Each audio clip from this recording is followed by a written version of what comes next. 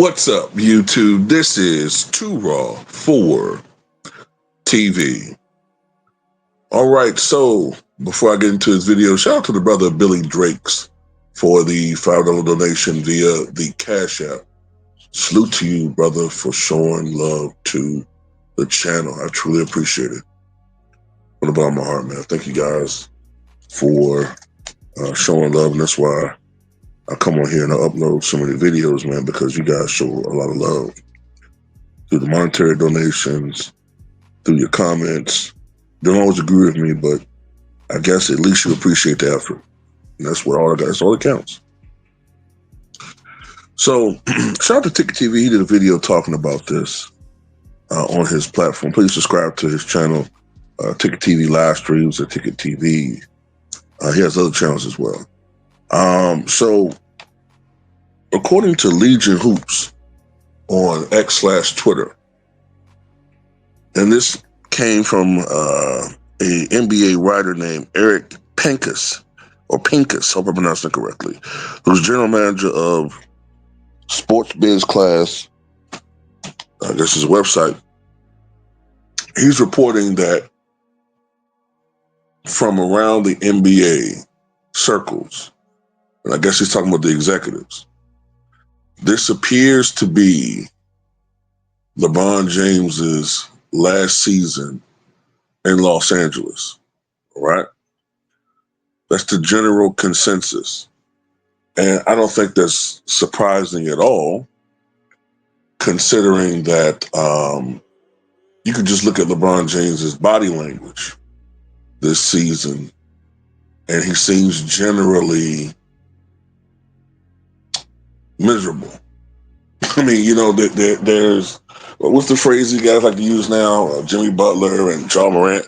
There's no joy there. You can see he's resigned to being, at best, the third option, and in some instances, the fourth option out there, and he can't stand it. You know, now tonight, I wouldn't be surprised if he tries to break free, and he's gonna try to hoist up as many shots as possible. Then again, the Toronto Raptors are a young, scrappy, physical, defensive team, and at this stage of his career, and pretty much we go back to his prime, LeBron has always sort of struggled to an extent against physical teams, but now as he's gotten older, but we'll see. Getting back to the point, we all know what the deal is, man. We know that he was pissed off. He was miffed that the Lakers had not offered an extension to him. He took the $53 million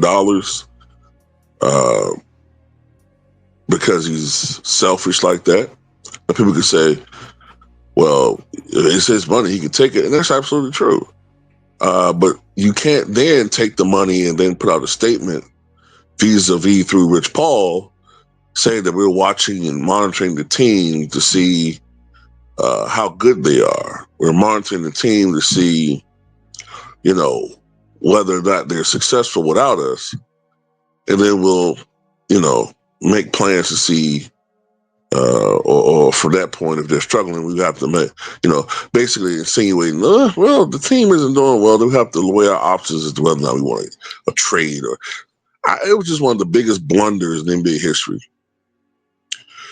The Lakers go like 11-3 or something like that without him, right? Or 10-4 without him. And it was a complete and absolute miscalculation on his part. Austin Reeves, and I said this last year on my channel, I said Austin Reeves, when he plays with Luka Doncic, plays unbelievable basketball. Luka is Luka. Luka's going to get one of his points. And this is now Luka Doncic's team. And LeBron knows that, and he can't stand it. He can't stand playing second fiddle. See, he doesn't have that duty to team. Nobody likes to take a reduced role if you've been a star all your life. Nobody likes it. You think D. Wade liked it when he played second fiddle to LeBron? Do you think Kareem initially liked it when he was taking fewer shot attempts as Magic and all these other guys came of age. And he went from averaging 28 to more around 17. But what superseded their ego in all instances was the fact that the team was winning. And they would rather average 17 points and play a reduced role and win championships or go deep in the playoffs, because basketball is a team sport and it's supposed to be a team sport. And unfortunately, the mainstream media has turned basketball into an individualistic thing, and it's never supposed to have been that. Basketball is a team sport. It's not boxing. It's not tennis. It's a team sport.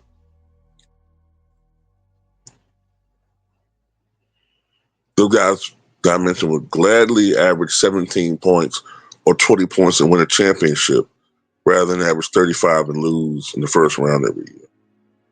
But not LeBron fans, and certainly not their chieftain. He wants to be the man. He wants to have this farewell tour because he's God's gift to basketball.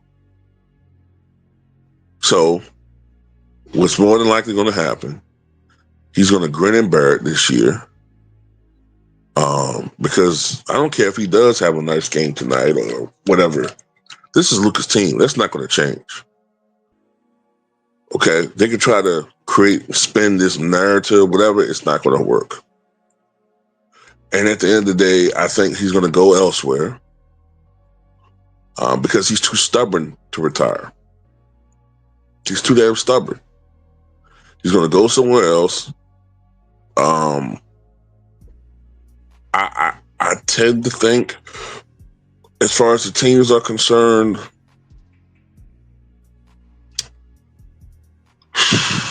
man,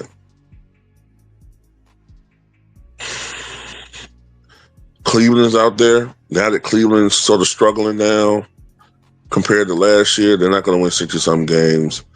They don't look like the same team.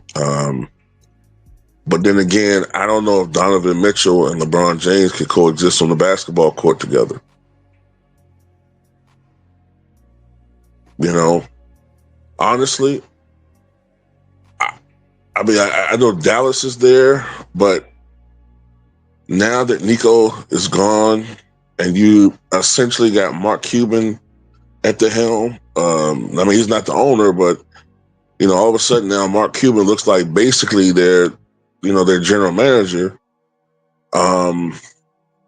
Would he be welcome there? I don't know. Perhaps, maybe, but honestly, man, I just think, me personally, LeBron should have just retired for this year, man, because he's hanging around too long, man. And every time that you come back and play another year at this advanced age, you risk the chances of you completely falling off the cliff gets higher every year. The odds of you having an amazing season go down more. The odds of you suffering a catastrophic injury gets higher and higher. Remember, this guy's already played over 59,000 minutes in regular season. This guy, altogether, maybe with the playoffs, I'm just kind of going through my head here. If you include the playoffs, this guy's probably played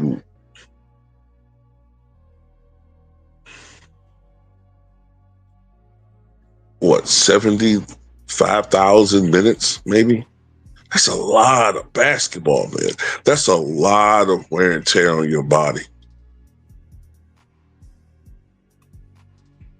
Even with the rule changes, man. But I think that he's stubborn. He's going to try to come back and have this farewell tour, which, to be honest with you, I only can see it happening with Cleveland.